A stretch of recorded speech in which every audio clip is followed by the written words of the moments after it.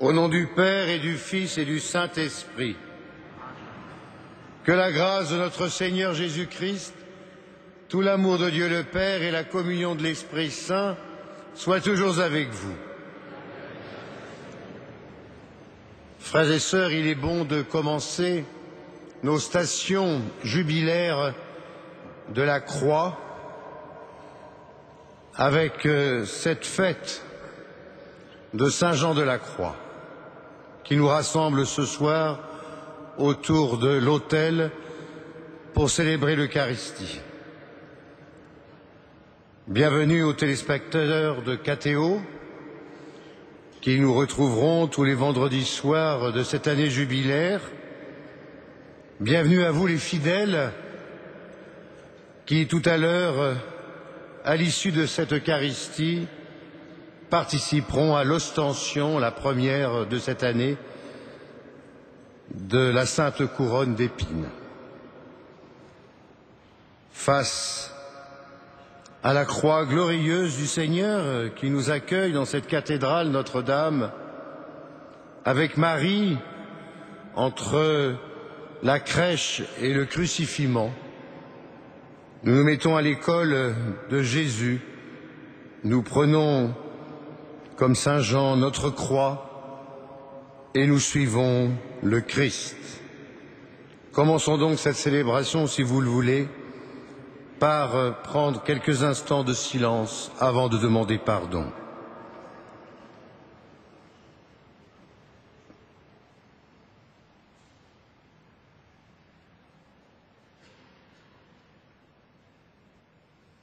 Je confesse à Dieu Tout-Puissant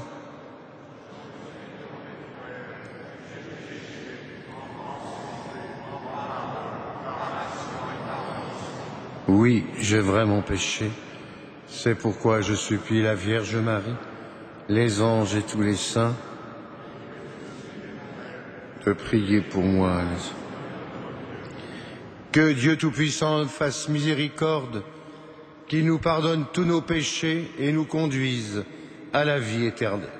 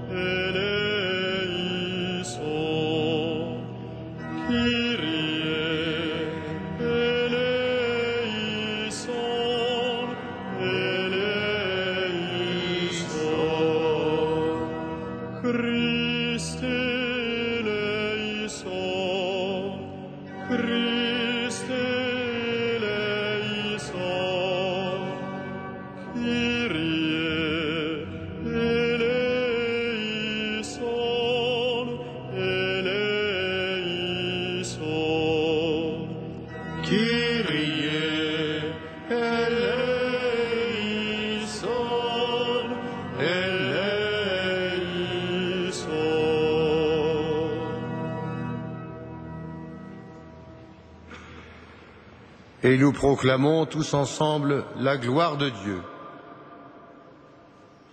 Gloire à Dieu au plus haut des cieux. Nous te prions, nous te bénissons, nous t'adorons, nous te glorifions, nous te rendons grâce pour ton immense gloire.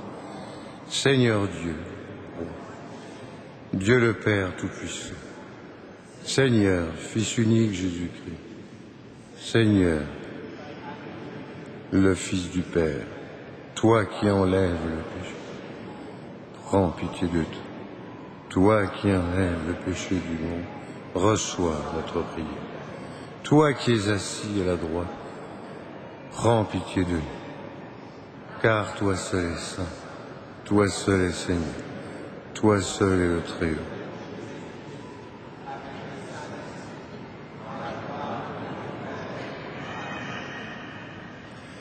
Prions le Seigneur. Dieu qui inspira à ton prêtre Saint Jean un extraordinaire amour de la croix, le renoncement total à lui-même, fait qu'en nous attachant à le suivre, nous parvenions à la contemplation éternelle de ta gloire, par Jésus le Christ, notre Seigneur. Vous pouvez vous asseoir.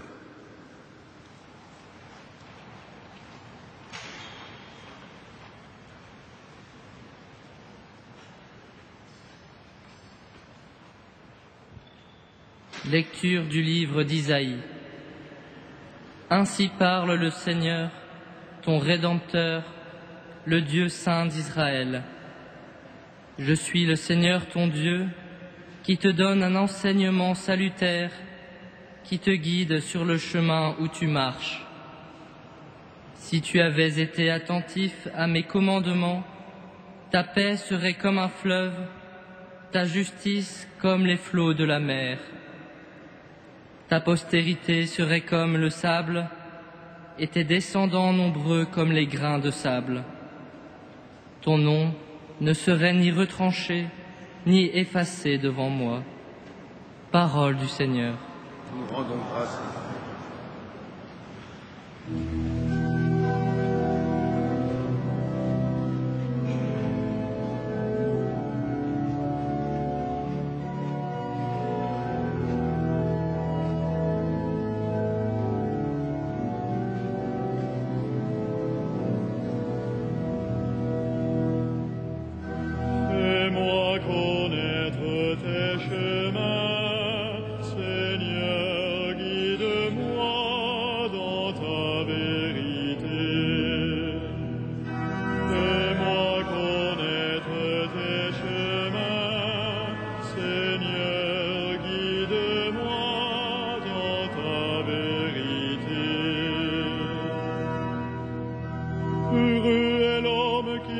Pas au conseil des méchants, qui ne suit pas le chemin des pécheurs, mais se plaît dans la loi du Seigneur et murmure sa loi jour et nuit.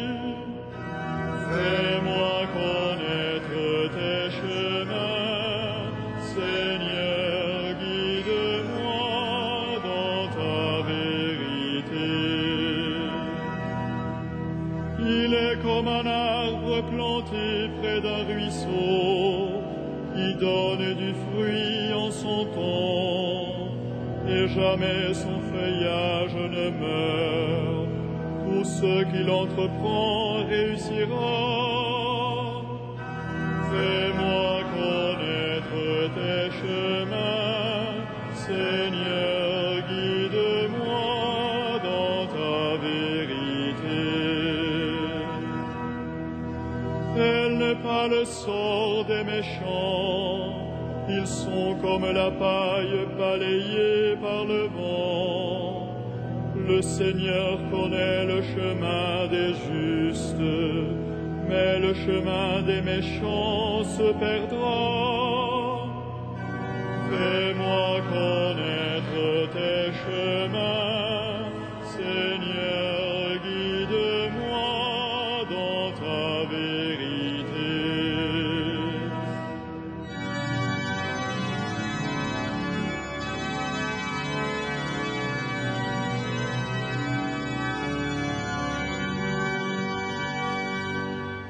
Alléluia, Alléluia, Alléluia, Alléluia, Alléluia, Alléluia.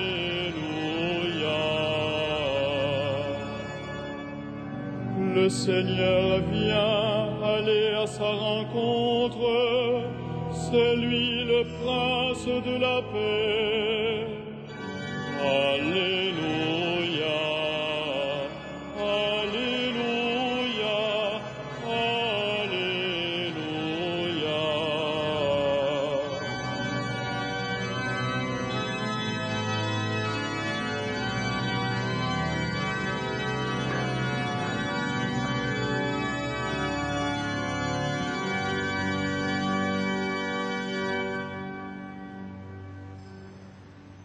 Le Seigneur soit avec vous. Et avec votre esprit. Évangile de Jésus-Christ selon saint Matthieu. Gloire à toi, Seigneur. Jésus déclarait aux foules: à qui vais-je comparer cette génération? Elle ressemble à des gamins assis sur les places qui en interpellent d'autres. Nous vous avons joué de la flûte et vous n'avez pas dansé. Nous avons entonné des chants de deuil et vous ne vous êtes pas frappé la poitrine. Jean-Baptiste est venu en effet, il ne mange pas, il ne boit pas, et l'on dit, c'est un possédé.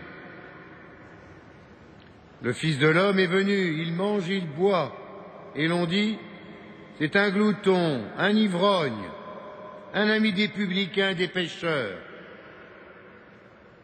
Mais la sagesse de Dieu se révèle juste à travers ce qu'elle fait. Acclamons la parole de Dieu. Gloire à toi, Seigneur Jésus.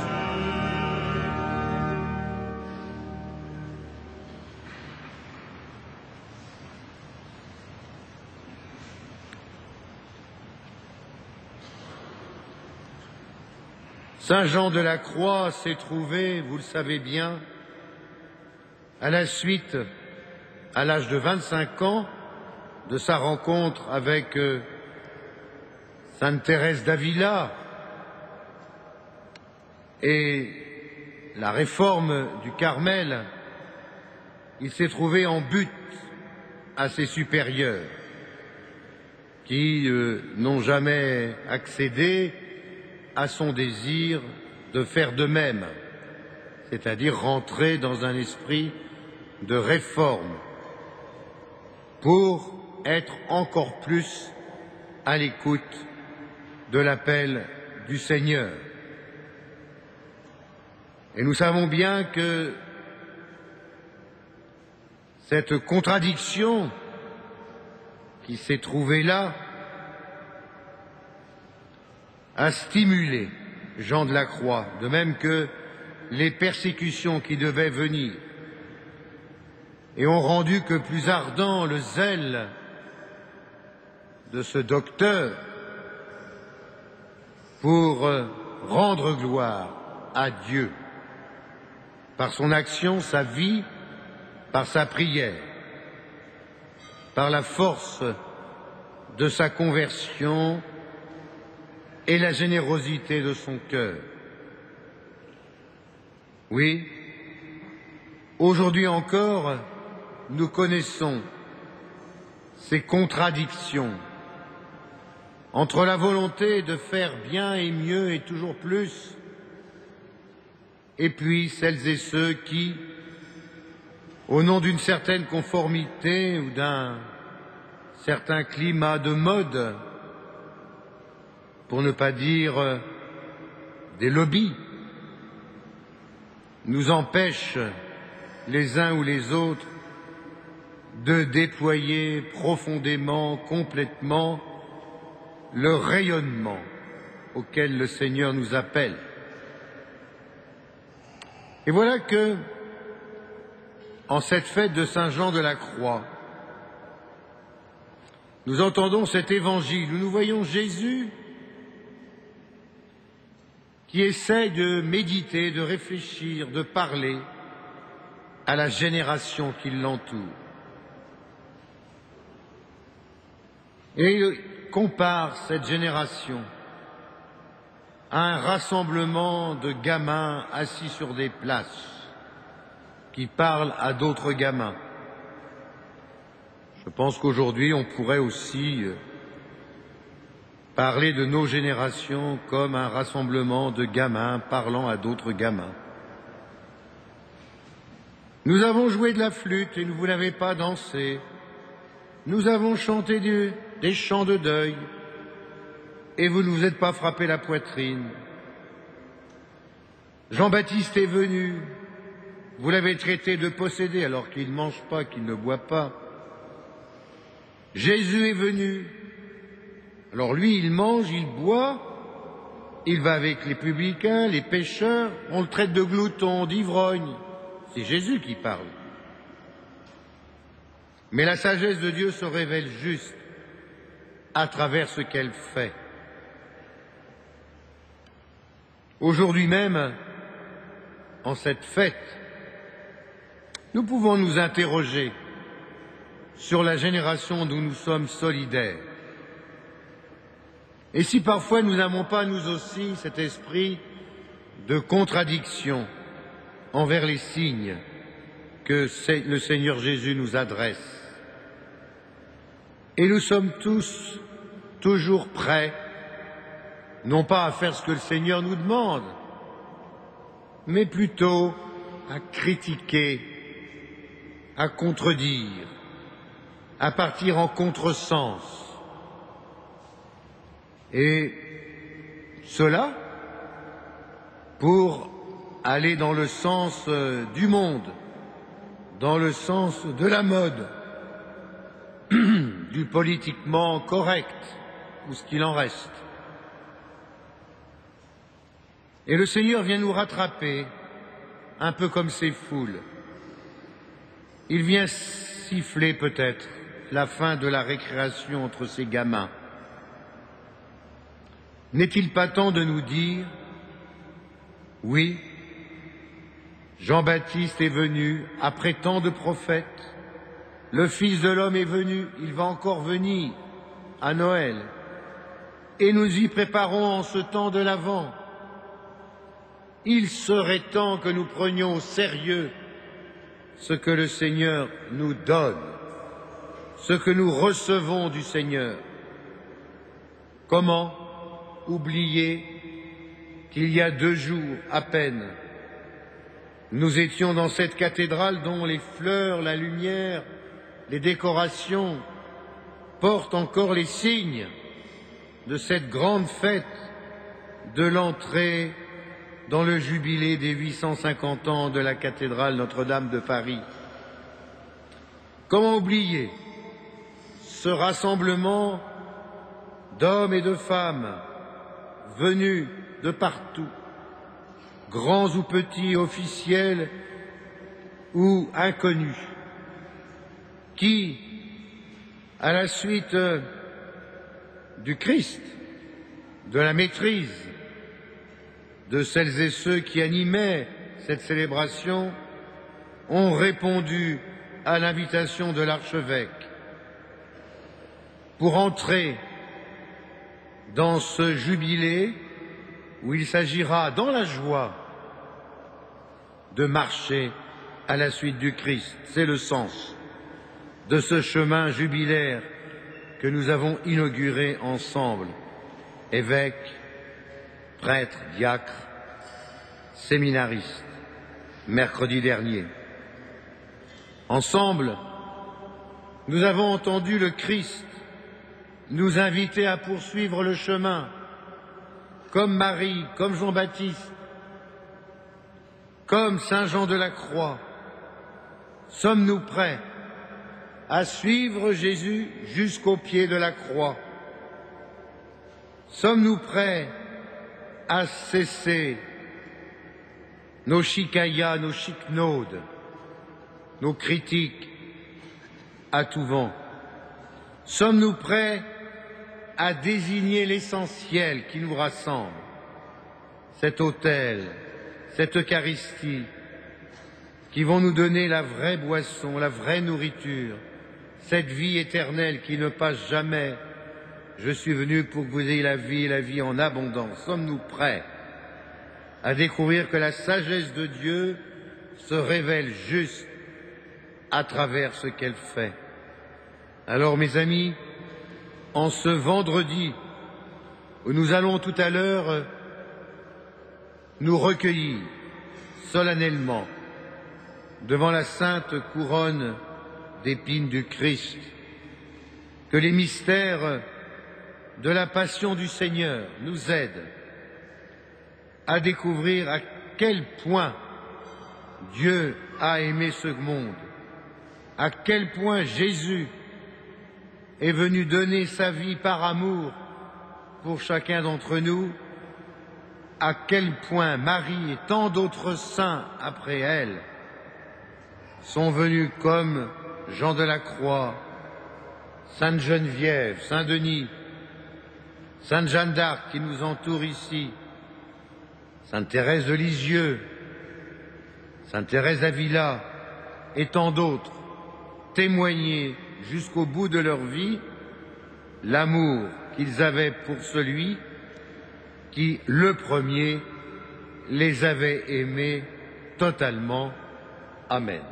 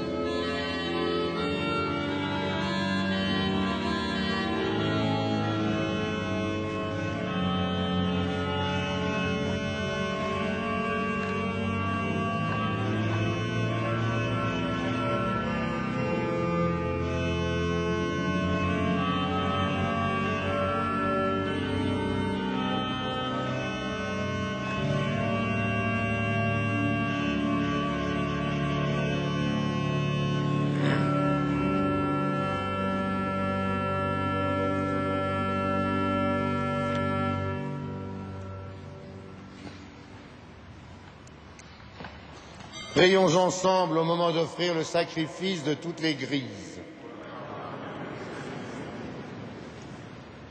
Regarde, Seigneur Tout-Puissant, le sacrifice que nous offrons en la fête de Saint Jean de la Croix. Donne-nous d'exprimer par notre vie les mystères de la passion du Sauveur que nous célébrons maintenant dans cette liturgie par Jésus le Christ notre Seigneur. Le Seigneur soit avec vous. Et avec votre esprit. Élevons notre cœur. Nous le tournons vers le Seigneur. Rendons grâce au Seigneur notre Dieu. Cela est juste et bon. Vraiment, il est juste et il est bon de te rendre gloire, de t'offrir notre action de grâce, toujours et en tout lieu. À toi, Père très saint, Dieu éternel et tout-puissant, par le Christ notre Seigneur. Il est celui que tous les prophètes avaient chanté, celui que la Vierge attendait avec amour, celui dont Jean le Baptiste a proclamé la venue et révèle la présence au milieu des hommes. C'est lui que tu nous donnes la joie d'entrer déjà dans le mystère de Noël, pour qu'il nous trouve quand il viendra, vigilants dans la prière, remplis d'allégresse. C'est pourquoi, avec les anges et les archanges, avec les puissances d'en haut et tous les esprits bienheureux, nous chantons l'hymne de ta gloire. Et sans fin, nous proclamons.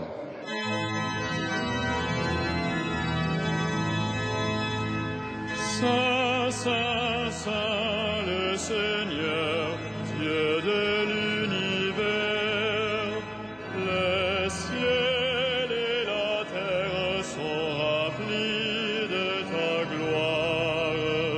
Hosanna au plus haut des cieux. Béni soit celui qui vient au nom du Seigneur. Hosanna au plus haut des cieux.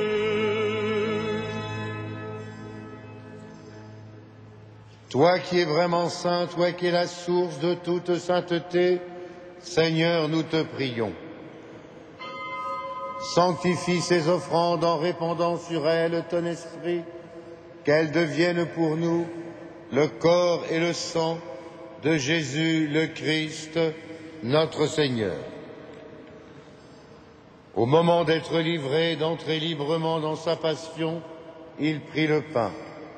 Il rendit grâce, il le rompit et le donna à ses disciples en disant : Prenez et mangez-en tous. Ceci est mon corps livré pour vous.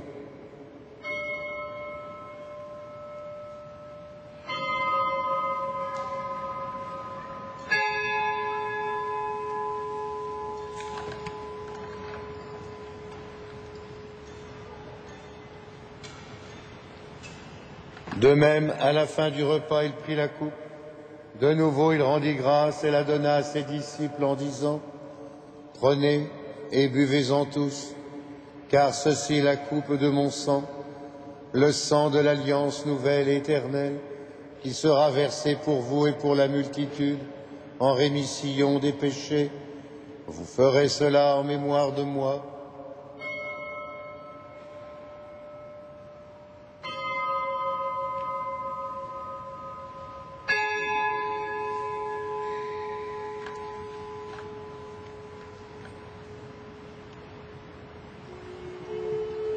Il est grand le mystère de la foi. Proclamons ta mort, Seigneur Jésus. Nous célébrons ta Résurrection, nous attendons ta venue dans ta gloire.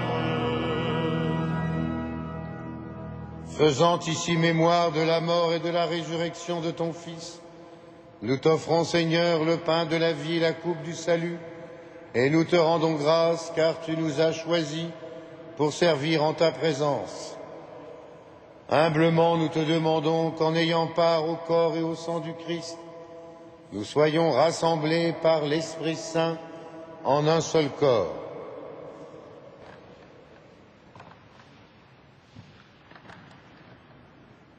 Souviens-toi, Seigneur, de ton Église répandue à travers le monde. Fais-la grandir dans ta charité avec le pape Benoît, notre évêque André et tous ceux qui ont la charge de ton peuple.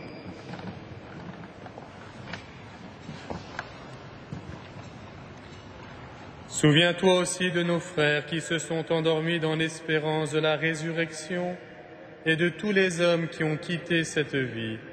Reçois-les dans ta lumière auprès de toi.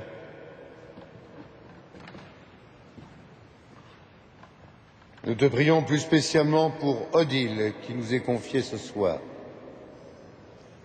Sur nous tous, enfin, nous implorons ta bonté. Permets qu'avec la Vierge Marie, la bienheureuse Mère de Dieu, avec les apôtres, Saint Denis, Saint Jean de la Croix, les saints de tous les temps qui ont vécu dans ton amitié, nous ayons part à la vie éternelle et que nous chantions ta louange par Jésus le Christ, ton Fils bien-aimé.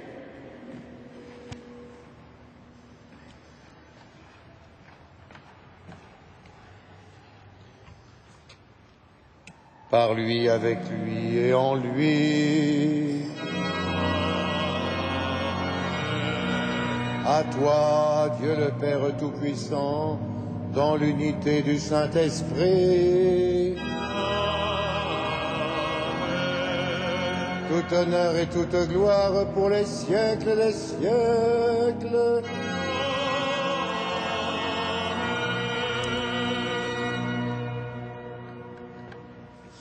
Nous prions, comme nous l'avons appris du Sauveur et selon son commandement, nous osons dire: Notre Père, qui es aux cieux, que ton nom soit sanctifié, que ton règne vienne, que ta volonté soit faite sur la terre comme ici. Donne-nous aujourd'hui notre pain de ce jour. Pardonne-nous nos offenses, comme nous pardonnons aussi à ceux qui nous ont offensés. Et ne nous soumets pas à la tentation, mais délivre-nous. Délivre-nous de tout mal, Seigneur. Donne la paix à notre temps. Par ta miséricorde, libère-nous du péché. Rassure-nous devant les épreuves en cette vie, où nous espérons le bonheur que tu promets et l'avènement de Jésus le Christ, notre Sauveur.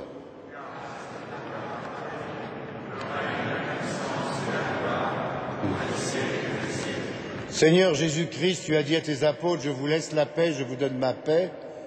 Ne regarde pas nos péchés, mais la foi de ton Église. Pour que ta volonté s'accomplisse, donne-lui toujours cette paix et conduis-la vers l'unité parfaite, toi qui règnes pour les siècles des siècles. Et que la paix du Seigneur soit toujours avec vous. Frères et sœurs, dans la charité du Christ, donnons-nous un signe de paix.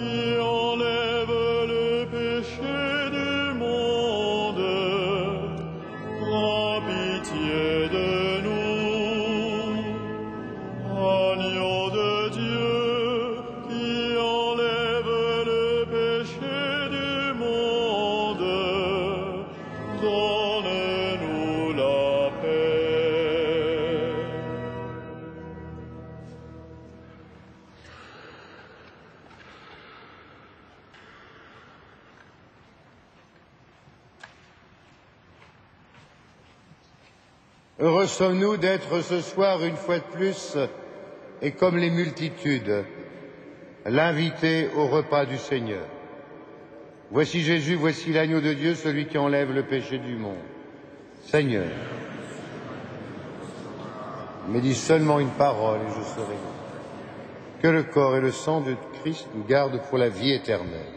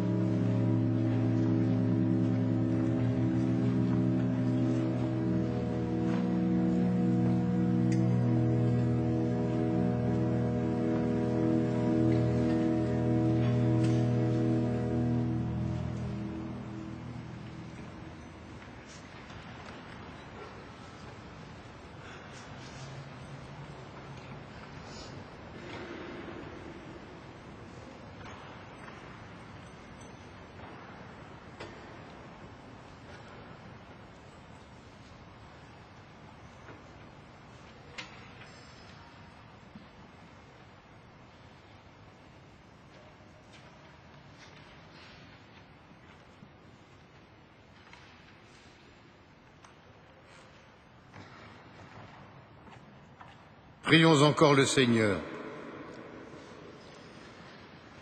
Dieu qui a fait de Saint Jean un apôtre du mystère de la croix, accorde-nous maintenant que nous sommes fortifiés par ce sacrifice de rester toujours unis au Christ et de travailler dans l'Église au salut de nos frères par Jésus le Christ notre Seigneur.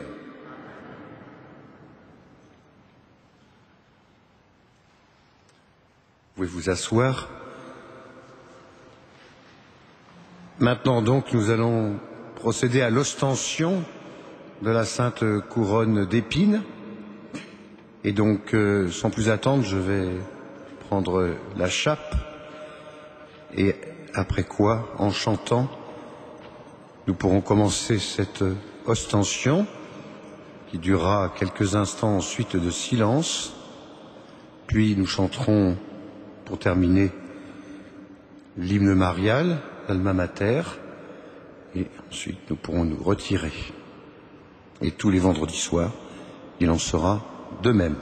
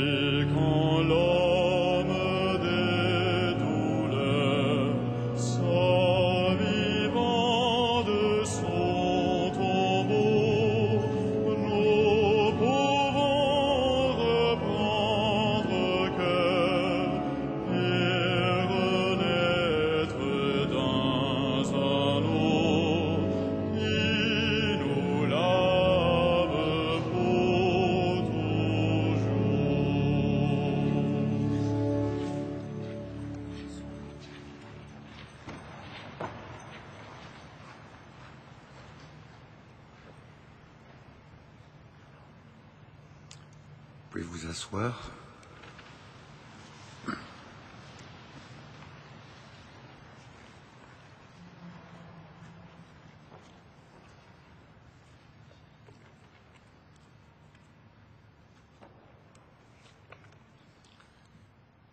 Avant de prendre quelques instants de silence, permettez-moi de rappeler l'historique de cette couronne d'épines et son sens spirituel quant à sa vénération. Saint Jean rappelait en effet que les soldats romains, dans la nuit du jeudi ou du vendredi saint, se moquèrent du Christ et de sa royauté en le coiffant d'une couronne garnie d'épines, symbole dérisoire de sa royauté apparemment vaincue. Les premiers chrétiens ont entouré de plus grand respect ce bois, les clous qui fixèrent le corps du Christ flagellé et la couronne d'épines. Ce sont ces reliques qui, de la basilique du Mont-Sion à Jérusalem, où elles étaient vénérées depuis le IIIe siècle, furent transférées à Byzance dans la chapelle impériale pour les mettre à l'abri des pillages semblables à ceux subis par le Saint-Sépulcre lors des invasions perses. En 1238, Byzance est gouvernée par Baudouin de Courtenay, un empereur latin.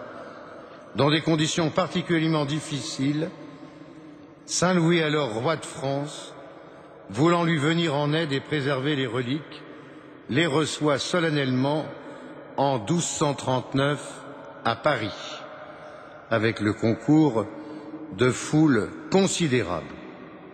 Pieds nus, en tunique, il accueille cette couronne, ici même, à la cathédrale. Elles vont ce soir être offertes à notre vénération. Venir vénérer les reliques de la Passion, c'est donc s'inscrire dans ce mouvement séculaire d'adoration, à l'image de ce qu'ont fait les premières générations chrétiennes pour le corps des martyrs. Si saint Basile le Grand avait pu écrire au milieu du IVe siècle « Celui qui touche les os d'un martyr participe à la sainteté et à la grâce qui y réside », vénérer les reliques même de la Passion, les toucher, c'est entrer par ce contact de la foi et de la charité en union avec le Sauveur et avec l'œuvre de rédemption qu'il accomplit en nous. Les vénérer dans une prière silencieuse et comme à distance, ainsi que nous faisons ce soir comme étape de notre chemin jubilaire à l'invitation du Saint-Père, c'est s'offrir à la proximité invisible du Seigneur, à nos vies, et s'ouvrir à l'action directe du Christ qui vient toucher nos cœurs et les convertir en les engageant sur le chemin du salut.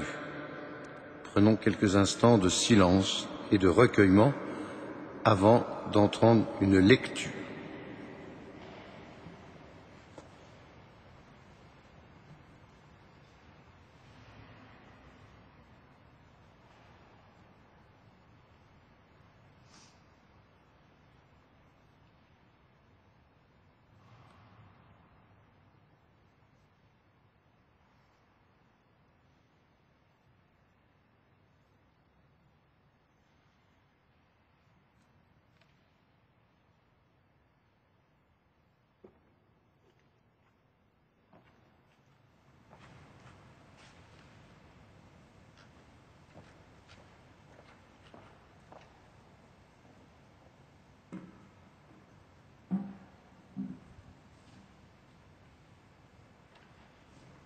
D'une lettre de sainte Catherine de Sienne.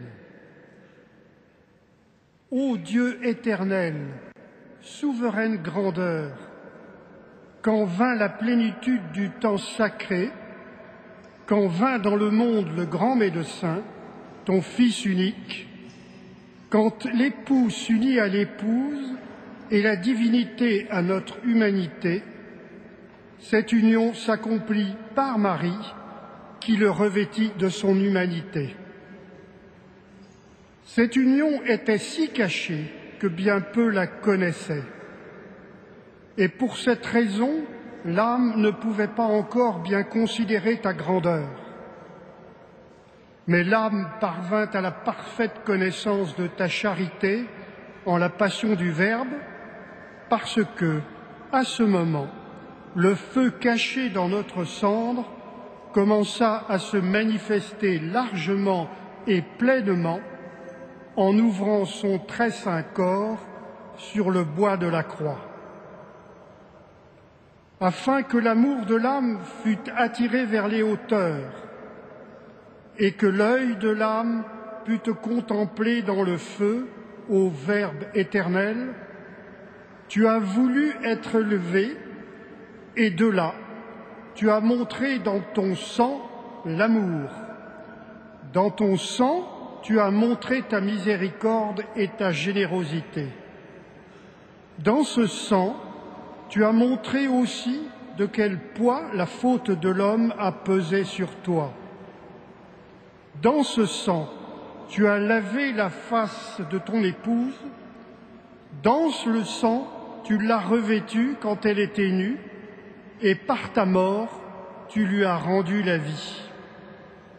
Ô passion désirable, mais qui ne peut être désirée ni aimée par ceux qui se désirent, c'est encore eux-mêmes. Passion que désire celui qui s'est dépouillé de lui-même pour se revêtir de toi. Passion douce et profitable qui donne à l'âme la paix nécessaire pour traverser les flots d'une mer orageuse. Passion, suavité, douceur même, richesse de l'âme, repos des affligés, nourriture de ceux qui ont faim. Tu es le port et le paradis de nos âmes, notre joie véritable, notre gloire, notre béatitude. Celui qui se glorifie en toi possède tout ce qu'il doit posséder.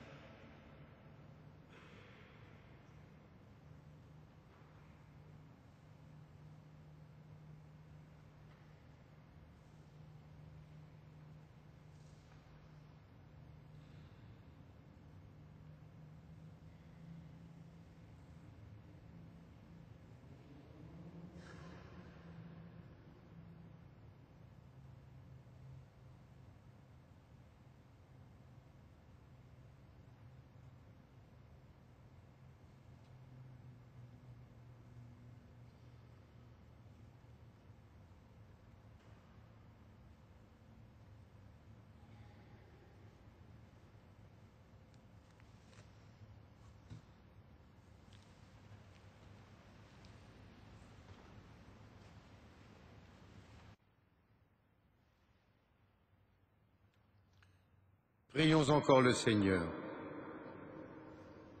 Aujourd'hui, Dieu notre Père, tu nous ouvres la vie éternelle par la victoire de ton Fils sur la mort.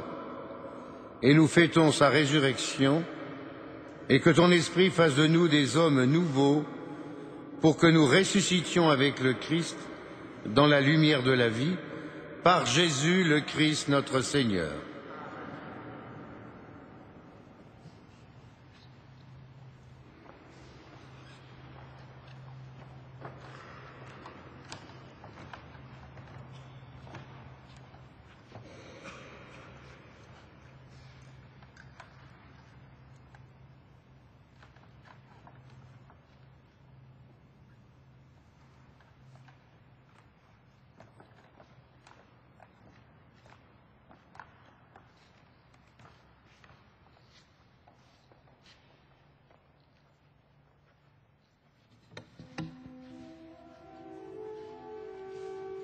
Alma Redemptoris Mater, per via celi portanes, estera Maris, succurre cadenti, surgere qui curat populo, utque genuisti, natura mirante, ut sanctum genitore. Virgum prius ac posterius, Gabrielis amore, sumensi ludave, peccatorum miserere.